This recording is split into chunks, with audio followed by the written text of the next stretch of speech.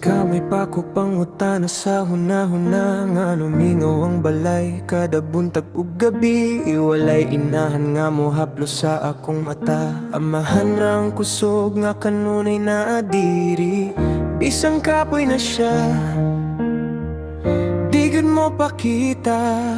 Iyang luha gitago para lang sa amoa. Bisan wala ka nagpadayon mi, gikugos sa gugma sa among amahan kanunay.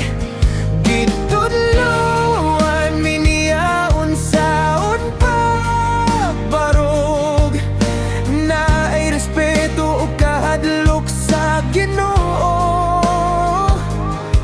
Bisan broken namong pamilya sa una, napuno gihapon og gugma.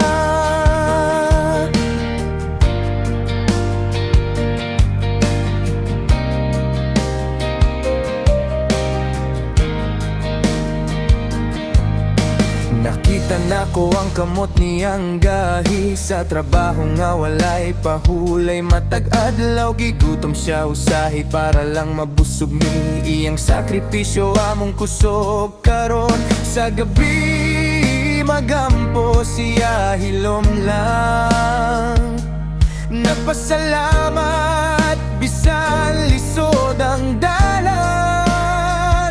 Bisan wala ka nagpadayon mi, gikugos sa gugma sa among amahan kanunay. Gitudloan miniyaon saon pagbarog, naay respeto ug kahadlok sa Ginoo. Bisan broken namong pamilya sa una,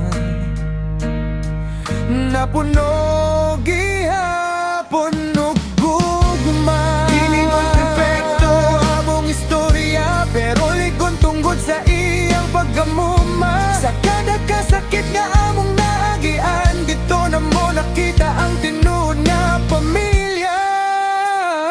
Bisan wala ka di mi mawala, kaya ang Ginoo ug si Papa naapirmi para namo. Sa mataglakang nga among padulngan, iyang mga pulong among dalandan. Broken man mitan-awon sa uban, pero ligon mi tungod sa gugma. Sa hangin akong awit ipaabot. Salamat Papa sa tanang sakripisyo nimo.